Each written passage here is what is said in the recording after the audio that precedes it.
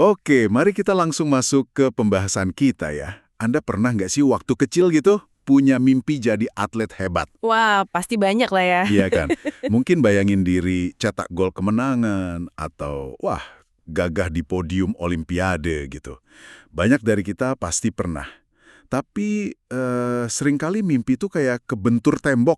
Rasanya kita, aduh, nggak punya bakat alaminya gitu loh. Nah, itu dia. Nah, sumber yang Anda bagikan kali ini menarik banget. Ada satu bab spesifik, bab 3, judulnya kira-kira Jalan Paling Mungkin Menuju Kehebatan Atletik Kalau Anda Merasa Nggak Punya Bakat.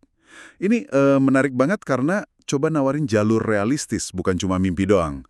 Dan pendekatannya pakai data. Betul sekali. Bab ini tuh sebenarnya nyentuh pertanyaan yang fundamental lah ya buat banyak orang yang suka olahraga, tapi mungkin ngerasa kartunya kurang bagus gitu dari segi genetik. Pertanyaannya, seberapa gede sih peran genetik ini?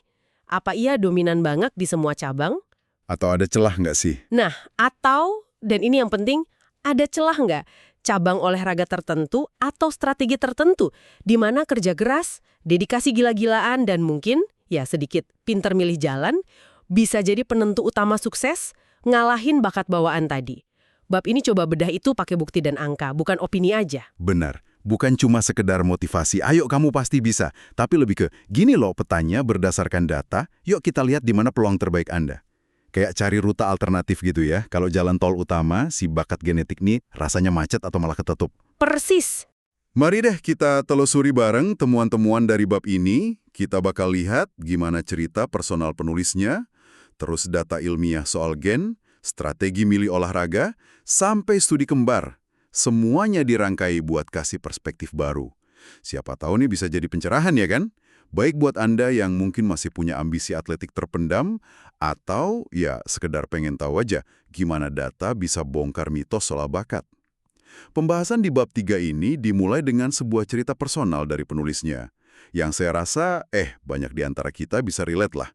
Dia cerita soal obsesinya waktu kecil pengen banget jadi atlet profesional. Wah, dia bener-bener terobsesi tuh. Tiap hari main basket, bisbol, sepak bola. Pokoknya semua dicoba deh.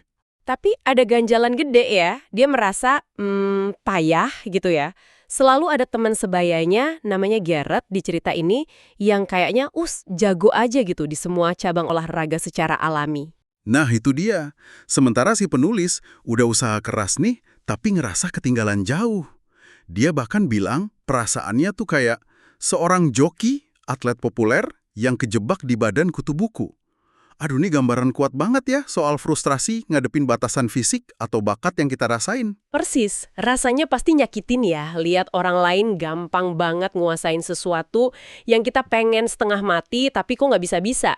Dan uniknya, ayah penulis ini seorang profesor jurnalisme yang digambarin sebagai pemikir gitu, coba cari solusi out of the box. Gimana tuh solusinya? Beliau lihat anaknya ini mungkin nggak punya keunggulan fisik standar tinggi, cepat, kuat gitu. Jadi idenya apa? Apa idenya? Idenya cukup strategis kalau dipikir-pikir. Si ayah mikir, gimana kalau jadi kicker aja di tim football Amerika? Logikanya, posisi ini dianggap kurang butuh atletisme keseluruhan yang wah gitu. Lebih fokus ke teknik spesifik nendang bola, yang secara teori bisa dilatih intensif, nggak peduli bakat atletik umumnya gimana. Kayak cari celah khusus gitulah di olahraga yang kompetitif. Dan penulisnya langsung semangat dong ya. Dia latihan, nendang bola itu siang malam, panas-panasan, hujan-hujanan. Wah, pokoknya dedikasi penuh. Dia benar-benar curahin semuanya buat nguasain teknik ini. Ini bagian yang nunjukin kemauan kerasnya sih ada banget. Tapi ya gitu, pas momen pembuktian datung, tes pertama di depan pelatih sama tim, hasilnya aduh jauh dari harapan. Gagal total, tendangannya melenceng jauh, nggak masuk standar sama sekali. waduh. Momen kegagalan ini jadi titik balik yang kayaknya langsung memupuskan impian atletiknya waktu itu dan bikin dia pindah fokus ke bidang lain yang dia rasa lebih bisa, yaitu matematika sama nulis. Cerita ini meskipun mungkin agak sedih ya, tapi penting banget sebagai pembuka. Ini bukan cuma cerita gagal, tapi ilustrasi nyata dari perjuangan kita semua ngelawan apa yang kita anggap batas kemampuan kita, terutama di bidang fisik atau atletik. Ini jadi jembatan yang pas banget buat masuk ke pertanyaan lebih gede. Seberapa besar sih peran batas yang ditentuin sama genetik ini sebenarnya? Tepat sekali. Pengalaman personal ini ngebawa kita ke diskusi ilmiah soal peran genetika dalam olahraga. Topik yang dibahas dalam banget sama David Epstein di bukunya yang terkenal, The Sports Gene, yang juga dikutip di bab ini. Epstein tuh nyajiin banyak bukti yang nunjukin betapa signifikan pengaruh faktor genetik buat nentuhin potensi seseorang capai level elit di banyak cabang olahraga populer. Signifikan tuh, segimana signifikan sih? Ada contoh konkret nggak biar kita lebih kebayang skalanya? Contoh yang paling sering disebut dan jelas banget itu bola basket. Kita semua tahu lah ya, tinggi badan penting. Tapi data yang disajiin Epstein nunjukin seberapa dominannya faktor ini. Peluang seorang pria Amerika tingginya di bawah 6 kaki, sekitar 183 cm lah, buat bisa main di NBA itu diperkirain cuma 1:1,2 juta. Kecil banget. Wow, 1:1,2 juta. Itu udah kayak menang lotre ya. Hampir mustahil gitu. Bisa dibilang gitu. Sekarang bandingin nih, sama pria yang tingginya di atas 7 kaki, sekitar 213 cm. Peluang mereka masuk NBA melonjak drastis jadi 1:7. 1:7? Gila bedanya. Iya. Data lain malah bilang, tiap inci tambahan tinggi badan itu hampir 2 kali lipat naikin peluang seseorang masuk NBA. Ini nunjukin banget betapa gede pengaruh satu faktor genetik aja, tinggi badan, di olahraga ini. Susah lah buat ngabaikan data sekuat ini. Oke. Itu buat tinggi badan. Kalau aspek fisik lain gimana? Kayak bentuk tubuh gitu. Nah, Epstein juga nyorotin, gimana tipe tubuh ideal buat cabang olahraga tertentu itu sangat dipengaruhi genetik. Dia kasih kontras yang menarik banget antara Michael Phelps, si perenang legendaris, itu sama Hicham El Guerrouj, pelari jarak menengah kelas dunia. Phelps, yang tingginya sekitar 193 cm, punya torso yang panjang banget, tapi kakinya relatif pendek buat tingginya dia. Oh iya? Iya, proporsi gini tuh ideal banget buat ngasilin torsi sama daya dorong maksimal di air. Masuk akal sih. Terus kalau El Guerrouj? Nah, El Guerrouj, meskipun lebih pendek ya, sekitar 175 cm, tapi kakinya panjang banget buat posturnya. Ini bikin langkah larinya efisien banget buat jarak menengah. Yang paling bikin kaget nih, meskipun beda tinggi mereka hampir 18 cm, panjang insem celana mereka katanya sama. Serius? Panjang celananya sama? Iya, ini nunjukin banget secara visual gimana genetik itu kayak memahat tubuh atlet buat fungsi spesifik di olahraganya. Badan Phelps yang gak bakal efisien buat lari jarak menengah. Sebaliknya, badan El Guerrouj juga gak ideal buat renang kompetitif. Wah, data-data kayak gini jujur aja bisa bikin agak patah semangat gitu ya. Terutama buat Anda mungkin yang lagi dengerin terus mikir, waduh, gue nggak setinggi pemain basket, postur juga biasa aja, nggak kayak Phelps atau El Guerrouj, rasanya kayak pintu udah ketutup gitu sebelum kita nyoba. Jadi, apa ini artinya? Kalau nggak punya gen super, ya udah lupain aja mimpi jadi atlet hebat. Nah, ini dia pertanyaan krusial yang kemudian diajuin di bab ini. Apa temuan soal dominasi genetik di basket atau tipe tubuh ideal ini berlaku sama rata di semua cabang olahraga? Atau ada variasi yang signifikan? Mungkin nggak sih ada arena-arena lain di dunia olahraga di mana pintu genetik ini nggak seketat di basket? Di mana faktor kayak kerja keras, dedikasi, strategi latihan, dan mungkin pinter milih medan perang punya peran yang jauh lebih gede. Ini inti dari pencarian jalan paling mungkin yang dibahas di bab ini. Oke, sebelum kita nyelam lebih dalam ke data genetik yang bandingin antar cabang olahraga, bab ini nyajin sudut pandang yang menarik banget, yaitu soal strategi. Bukan cuma soal latihan keras doang, tapi juga soal milih di mana kita tanding. Ini diceritain lewat kisah seorang akuntan publik namanya Patrick O'Rourke. Betul. Si O'Rourke ini punya anak cowok yang main bisbol di SMA. Anaknya lumayan lah, tapi mungkin nggak masuk jajaran super elit yang gampang dapat beasiswa kuliah dari bisbol, yang kan populer dan kompetitif banget ya. Iya. Nah, O'Rourke ini, sebagai akuntan yang biasa main sama angka, mulai mikir, ada cara yang lebih strategis nggak ya buat dapatin beasiswa atletik ini?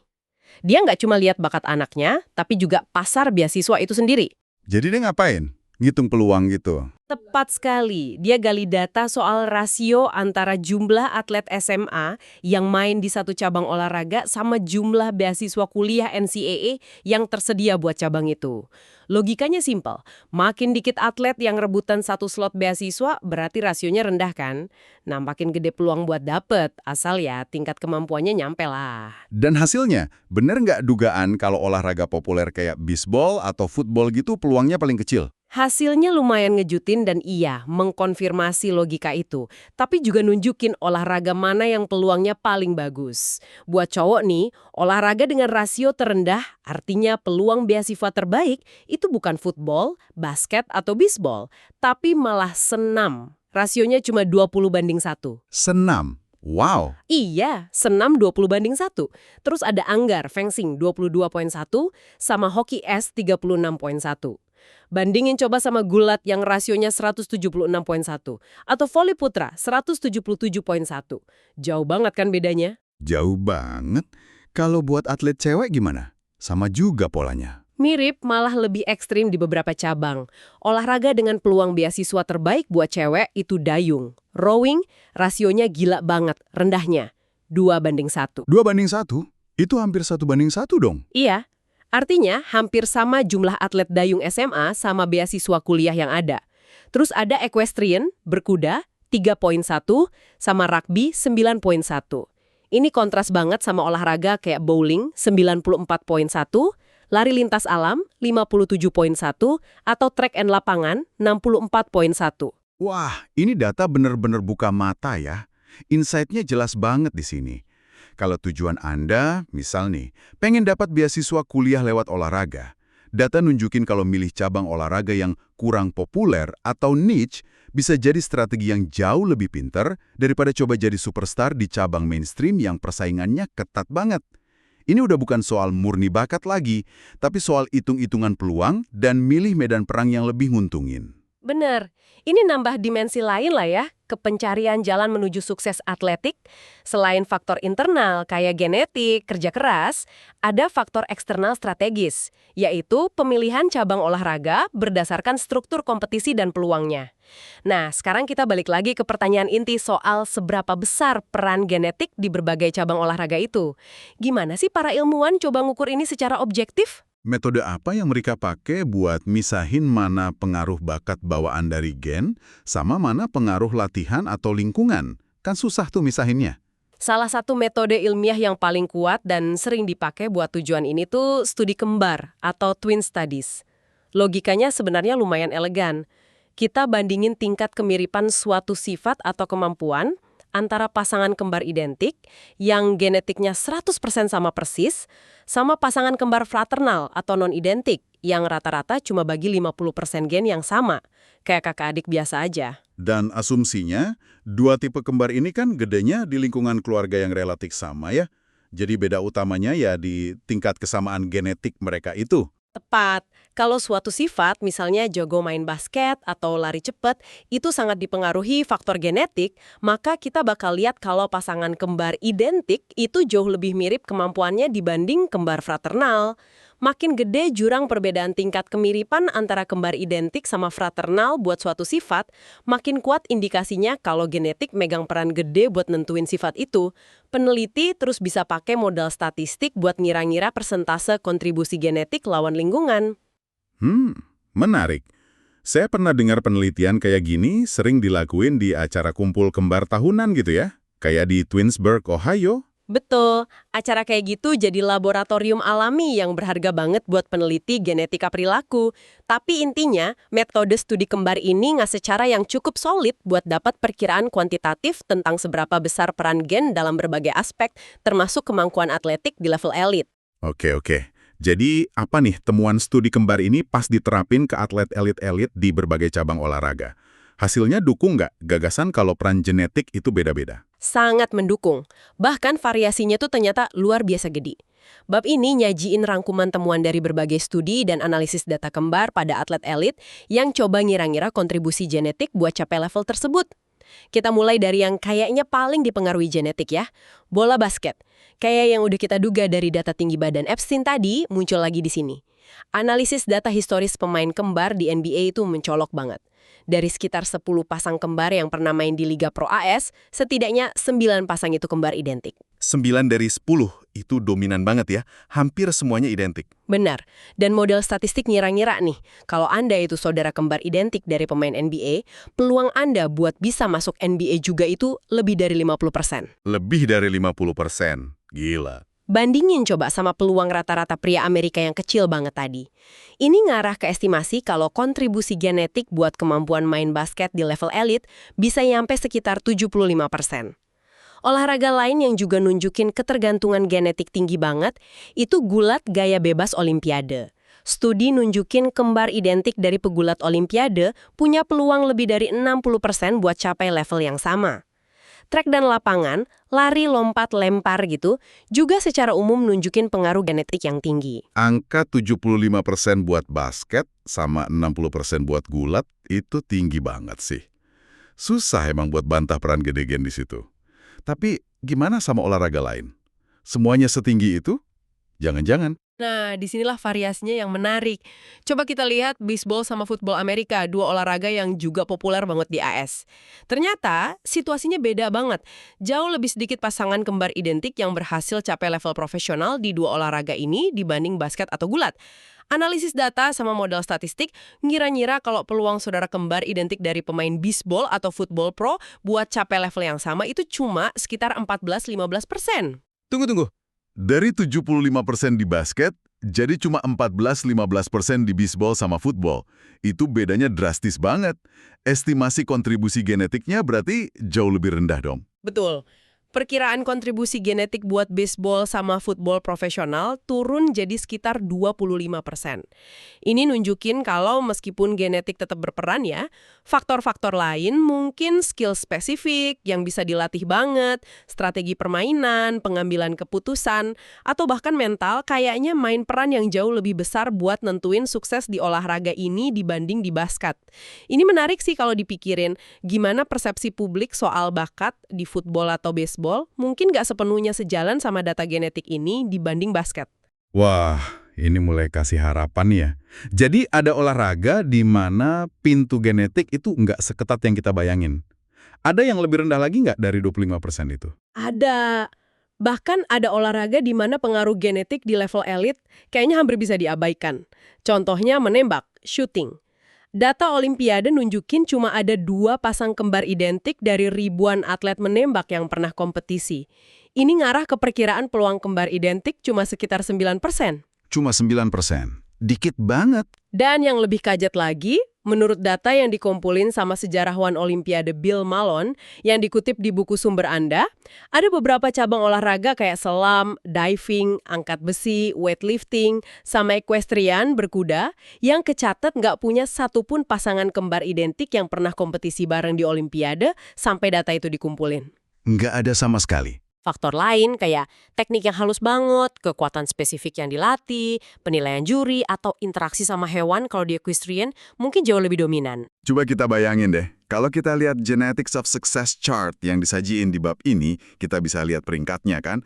Di puncak tuh, yang genetiknya tinggi banget ada track and lapangan, bulat, dayung, terus basket. Agak di tengah atau bawah ada menembak, football, bisbol, ski alpine. Dan di dasar piramida yang nggak ada catatan kembar identik di Olimpiade, selam, equestrian, angkat besi. Bedanya benar-benar mencolok banget ya. Ini kayak peta yang nunjukin wilayah mana yang lebih terjal secara genetik sama mana yang lebih landai, di mana usaha dan strategi punya potensi lebih gede buat bawa Anda ke puncak. Tepat sekali. Peringkat ini inti dari argumen bab ini. Data ini secara kuantitatif dukung gagasan kalau jalan paling mungkin buat seseorang yang ngerasa nggak punya bakat atletik bawaan yang luar biasa adalah ya fokus ke cabang olahraga di mana kontribusi genetiknya lebih rendah. Disitulah kerja keras, latihan yang pintar, dan mungkin pemilihan strategis kayak data O'Rourke tadi punya dampak paling gede. Dan bab ini ditutup pakai anekdot yang pas banget buat ilustrasiin kesimpulan ini ya. Soal Bruce Springsteen sama putrinya, Jessica. Iya, ini ironi yang menarik banget. Bruce Springsteen, si legenda rock itu, kan terkenal sama lagunya yang ikonik Born to Run, lahir untuk lari. Kayak yang barusan kita bahas, lari, bagian dari track and lapangan, itu salah satu olahraga dengan komponen genetik tinggi banget menurut studi kembar. Seolah-olah ya emang beberapa orang tuh dilahirkan untuk lari. Tapi putrinya, si Jessica Springsteen, nggak ngikutin jejak Born to Run tuh di jalur atletik. dia milih jalan yang beda banget kan? Betul. Jessica milih equestrian berkuda dan dia jadi atlet kelas dunia loh di cabang itu, bahkan berhasil dapat medali perak Olimpiade buat tim AS. Dan kayak yang ditunjukin data peringkat genetik tadi, equestrian itu salah satu olahraga dengan estimasi kontribusi genetik paling rendah di tingkat elit. Jadi ini kayak perumpamaan yang sempurna banget ya. Bapaknya nyanyi Born to Run, tapi anaknya buktiin kalau Anda bisa sukses gede dengan learn to ride, belajar berkuda, atau ya belajar nyelam, belajar angkat beban, belajar nembak, belajar anggar, belajar senam. Pesan intinya kuat banget. Meskipun genetik mungkin kasih keuntungan gede di beberapa arena, data nunjukin ada banyak arena lain di mana dedikasi, latihan bertahun-tahun, dan strategi cerdas bisa jadi kunci utama menuju puncak. Jadi, yuk kita rangkum apa artinya ini semua buat Anda yang lagi dengerin. Poin kunci dari bab 3 ini tuh, jangan keburu nyerah sama ambisi atletik cuma karena Anda ngerasa nggak dikasih bakat dewa kayak Michael Jordan atau Usain Bolt gitu. Data ilmiah, terutama dari studi kembar, nunjukin kalau peran genetika itu sangat bervariasi antar cabang olahraga. Di beberapa olahraga super populer kayak basket, lari jarak jauh, atau gulat, genetik emang kelihatannya megang peran dominan. Pintu masuk ke level elit di sana mungkin lebih sempit buat mereka yang nggak punya bawaan genetik tertentu. Tapi kabar baiknya, ada banyak cabang olahraga lain kayak equestrian, menembak, anggar, senam, dayung, bahkan mungkin bisbol atau football, menurut data di mana pengaruh genetik ini jauh lebih kecil. Nah, di arena-arena inilah jalan paling mungkin Anda mungkin ada. Di sini, kombinasi dari kerja keras yang konsisten dan terarah, dedikasi yang nggak goyah selama bertahun-tahun, dan strategi cerdas, termasuk milih cabang olahraga yang persaingannya atau rasio beasiswanya lebih memungkinkan, bisa kasih Anda peluang yang jauh lebih baik buat sukses, meskipun modal genetik awal Anda rasanya biasa aja. Insight utamanya, fokus ke apa yang bisa Anda kontrol. Usaha, strategi, pilihan di arena yang tepat. Dan ini bawa kita ke satu pemikiran penutup nih, yang mungkin bisa Anda renungin lebih lanjut. Anggaplah Anda milih jalur kurang genetik ini. Atau bahkan kalau Anda tetap mau berjuang di jalur yang lebih kompetitif secara genetik. Pertanyaannya jadi, gimana Anda memaksimalkan peluang Anda di sana? Apa cukup cuma dengan milih olahraga yang benar menurut data, terus ya udah latihan kayak biasa aja? Maksudnya ada faktor lain gitu di luar pilihan cabang olahraganya. Tepat. Mungkin cara Anda latihan jadi krusial banget. Apa Anda terapin prinsip deliberate practice, latihan yang terstruktur banget, fokus kelemahan spesifik dengan tujuan jelas, dan ada feedback terus, bukan cuma ngulang-ngulang yang udah bisa. Gimana Anda bangun jaringan dukungan, cari mentor yang pas, atau kayak yang mungkin disinggung di bagian lain sumber Anda, gimana Anda secara proaktif cari dan ciptain keberuntungan atau manfaatin kesempatan tak terduga yang muncul.